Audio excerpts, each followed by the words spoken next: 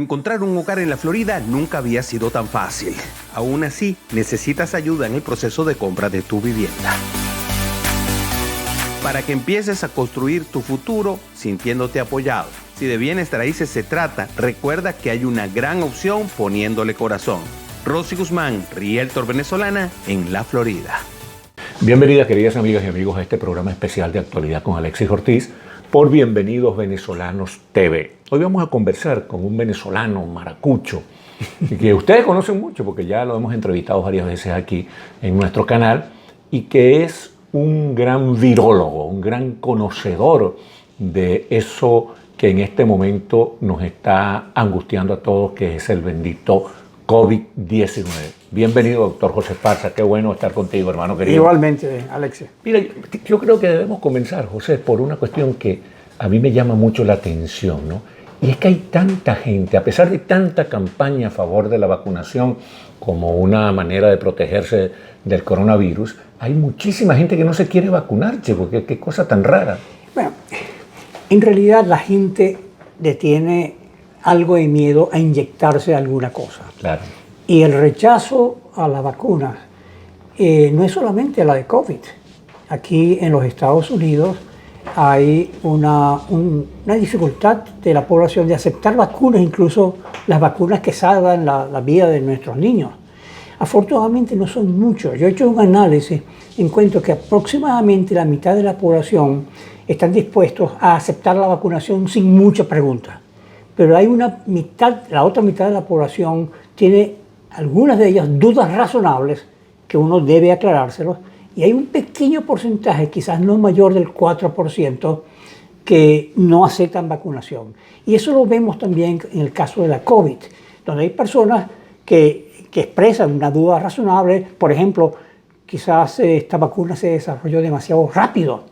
Y no Eso es una duda, como dices tú, razonable y muy recurrente. Dice, bueno, esto no puede ser, esto se desarrolló demasiado rápido, esto tiene que no puede ser eficiente. Claro. Y esa es una duda razonable, y uno tiene que responderle. En realidad, las vacunas sí se desarrollaron en 11 meses, que es una cosa increíble. Es más, estamos aprendiendo de la situación con la vacuna de la COVID para aplicar esas lecciones aprendidas a otras vacunas. Por ejemplo, la vacuna contra el SIDA, que tiene 30 o 40 años desarrollándose y no terminamos. Y hay algunas lecciones que se pueden aprender. Una, por ejemplo, es que uno no prueba una vacuna después y falla y prueba la otra y va siguiendo, sino que hace pruebas varias en paralelo. Claro. Eso requiere una inversión de dinero muy grande.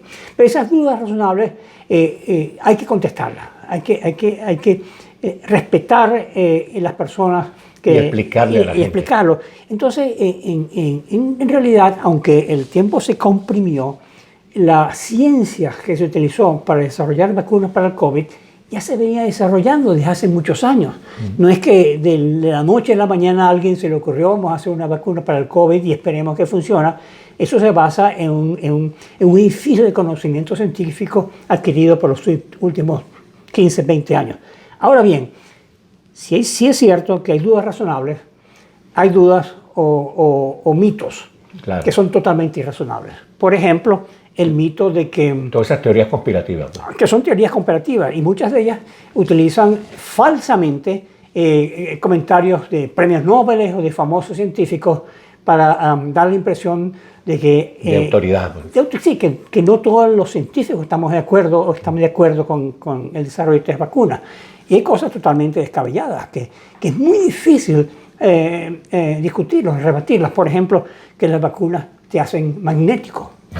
Sí. O que las personas que reciban la vacuna en 2 o 3 años van a empezarse a morir. Entonces hay cosas que son totalmente descabelladas. Son truculencias. Y desgraciadamente hay un componente también político. Claro. Yo en los Estados Unidos, quizás ese es uno de los problemas que tenemos, es que 30 o 40% de la población rehúsa vacunarse. Y es un problema porque si no vacunamos a por lo menos el 70% de la población, no vamos a poder interrumpir la cadena de transmisión. No se logra lo que llaman ustedes eso es la inmunidad de rebaño. Claro. Exactamente. Yo pensaba que eso era muy muy americano, porque los americanos defienden mucho su libertad individual. Claro. Yo tengo el derecho a decidir qué se pone en mi cuerpo y el gobierno no va a imponer ninguna vacuna. Pero ayer participaba en una reunión en Perú, bueno, Zoom, sí, en Perú, sí. Donde me encuentro que en Perú y en Chile el porcentaje de rechazo es casi del 50%. De manera que tenemos que hacer mucho trabajo de educación de la comunidad para que se den cuenta que ninguna enfermedad infecciosa se ha controlado sin ninguna vacuna. Claro. Y tenemos casos que son históricos, por ejemplo, la erradicación de la viruela, la única enfermedad que se ha erradicado, ya no existe, y se erradicó gracias a una vacuna. Igualmente polio, pero sin ir muy lejos, nuestros niños no sufren sarampión porque se vacunan contra el sarampión. Claro. Las enfermedades que sufrimos nosotros cuando éramos muchachos, que se llamaban enfermedades propias de la infancia, sí, sí. Papera, difteria, lechina, sarampión, no eran propias de la infancia, eran propias de no tener vacunas. Hoy en día las vacunas han eliminado esas enfermedades, básicamente, por lo menos en los países ricos. En los países pobres se está haciendo un esfuerzo internacional muy grande para llevar esas vacunas, que son muy baratas y muy efectivas, a esas personas menos afortunadas que viven en los países más pobres del mundo. Ahora fíjate, hay una cuestión que está circulando por allí, no sé si es especulación o tiene algún asidero en la realidad, que también hay una especie de campaña soterrada de algunas empresas farmacéuticas contra otras para desprestigiar una vacuna con respecto a lo que le digo. Yo por ejemplo, sí. y mi esposa Teresa, utilizamos la vacuna Pfizer, las 2 dosis, pero hay gente que desprestigian una vacuna en favor de otras y entonces empiezan a inventarle consecuencias nefastas. Sí, sí. ¿Cuál es la verdad con respecto a eso? No hay duda que en estas epidemias traen lo mejor y a veces lo peor que los humanos tenemos. Claro. La solidaridad que debe existir para llevar vacunas contra la COVID a los países que no la pueden comprar. Y de hecho hay un programa de la OMS que se llama el COVAX, sí. Que su gol es llevar 2.000 millones de dosis a los países en vías de desarrollo antes del fin de año. Pero igualmente, como te digo, lo peor de los humanos salen en estas cosas. Y entonces hay algo de cierto en esas campañas malevas. Es absolutamente cierto. Hay una competencia geopolítica. Hay países, Rusia, China, que quieren usar sus vacunas, que han desarrollado vacunas que son vacunas efectivas, pero que las quieren usar por motivos geopolíticos, por claro. Ganar adeptos en diferentes países. Espacios, sí. Y hay vacunas americanas. Y yo creo que la mejor vacuna no es ni la rusa, ni la china, ni la americana, ni la inglesa, es la vacuna que uno se puede poner. Y si no me lo pregunten, que lo pregunten los venezolanos. En Venezuela hay 2 vacunas accesibles, la Sputnik, producida en Rusia, y la Sinopharm, producida en China. Ambas son buenas vacunas y el venezolano no se puede poner a escoger cuando estamos en una situación de emergencia que ambas vacunas protegen. Pero precisamente quería cerrar esta conversación contigo con eso. El presidente Biden ofreció 500 millones de vacunas y después el G7, el grupo de los países desarrollados del planeta, ofrecieron 1.000 millones de vacunas, pero parece que hasta ahora Venezuela va a quedar fuera de ese programa porque hay mucha duda, mucha sospecha con respecto a la discriminación política en el uso de las vacunas en Venezuela y con respecto a los negocios de corrupción. Entonces, ¿qué has oído tú con respecto a eso? Bastante, porque yo he estado envuelto en algunas de estas discusiones.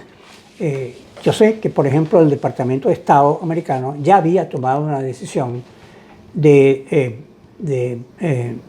otorgar a Venezuela una fracción de estas vacunas. El problema es que... Esa era la Pfizer, ¿no? No. De las vacunas en general. Cualquiera, es decir, no era muy claro cuál era. El problema también es que la vacuna quizás más abundante que hay ahorita en el mundo es la de AstraZeneca. Pero Venezuela decidió, la vicepresidenta venezolana decidió que esa vacuna no va a entrar en el país porque es muy peligrosa, porque produce efectos secundarios, lo cual no es... Bueno, es cierto que produce efectos secundarios, pero en una frecuencia tan baja que los beneficios de la vacuna son son por mucho, muy superiores a los posibles efectos secundarios. El problema fue que los Estados Unidos, que anunció una donación de vacunas a diferentes países, no podía anunciar una donación sin estar seguro que el país receptor lo aceptaría. Claro. En diplomacia esas cosas son así, uno no puede lanzarse a ofrecer para que entonces el país receptor no lo acepte. En el caso de Venezuela, la discusión que tuvo el embajador americano en Venezuela, está residente en Bogotá, fue que el gobierno venezolano no aceptó el que las donaciones de vacunas o el uso de esas vacunas donadas estuvieran desligadas de proselitismo político, de selección de personas fuera de los grupos de riesgo, etc. Entonces, una donación que ya estaba hecha se tuvo que echar para atrás porque el gobierno venezolano quiere seguir manejando el Programa Nacional de Vacunación, del cual no sabemos los detalles, porque no han sido jamás publicados, lo quieren seguir manejando con un criterio que es político sobre todo y no un criterio de salud pública. Sí, señor, y además los Estados Unidos ya vivieron el chasco cuando el deslave de La Guaira, que es el caso. Los Estados Unidos enviaron varios barcos a apoyar a los damnificados venezolanos y Chávez decidió que se devolvieran los barcos, que se muriera la gente porque no hacía falta, porque los barcos eran imperialistas. Exactamente, porque más importante es la política, es el deseo, el afán, la necesidad del gobierno de mantenerse en el poder que la salud de los venezolanos. Bueno, te voy a hacer una pregunta para cerrar esto, que es muy sencilla de responder. ¿Cuándo vamos a salir del COVID, mi hermano querido? Esa pregunta me la hago yo constantemente. Quizás un poquito formulada, un poco diferente. Es ¿cómo va a ser el fin de esta epidemia? Claro. El fin de esta epidemia puede considerarse desde dos puntos de vista. El fin biológico, que se acaba la enfermedad, o el fin social. Pero voy a hablar del fin biológico primero. Hay tres posibilidades. Que el virus se erradique, como pasó con el de la viruela, y que no vuelva a aparecer más. Por lo menos no este virus. Y eso se podría lograr quizás con una campaña muy intensa de vacunación. Erradicación significa que el virus no existe en ninguna parte del mundo. El segundo nivel es el llamado de eliminación, que la circulación del virus se limite en diferentes zonas. Y esto ya está pasando. Ya en Estados Unidos estamos volviendo a la normalidad, en Europa también el virus se ha eliminado en parte, pero eso no es cierto en Latinoamérica. En Latinoamérica ahora es cuando la epidemia está en más su virulenta, claro. ¿no? Y la tercera posibilidad es la posibilidad del control. Y es que aceptar que este virus llegó para quedarse.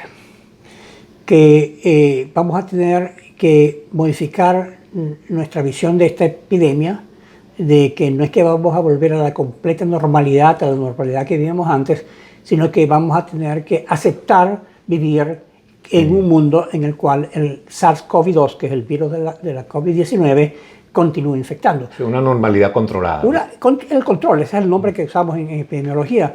Yo pienso que el futuro de esta epidemia es que se va a convertir en una endemia. Endemia quiere decir un virus que está constantemente circulando en la naturaleza, pero que nosotros podemos controlarlo. Por ejemplo, el virus del sarampión. Claro. El virus del sarampión infecta a nuestros niños. El día que uno deje de vacunar, entonces empiezan a caer. Eso va a ser, ese es en mi apreciación, el futuro de esta epidemia. Ahora, yo mencioné el fin social. Y el fin social es muy interesante, que se ha debatido muy poco. Y es cuando la sociedad decide que ya nos cansamos, ya vamos a tener que vivir con este virus y nos olvidemos ya de epidemia de SARS-CoV-2, volver a la normalidad anterior. Y te voy a dar dos ejemplos de enfermedades o epidemias que han acabado socialmente. Y es SIDA. Ya la gente no piensa que la epidemia de SIDA se acabó, cuando más de 1 millón de personas se mueren al año de SIDA.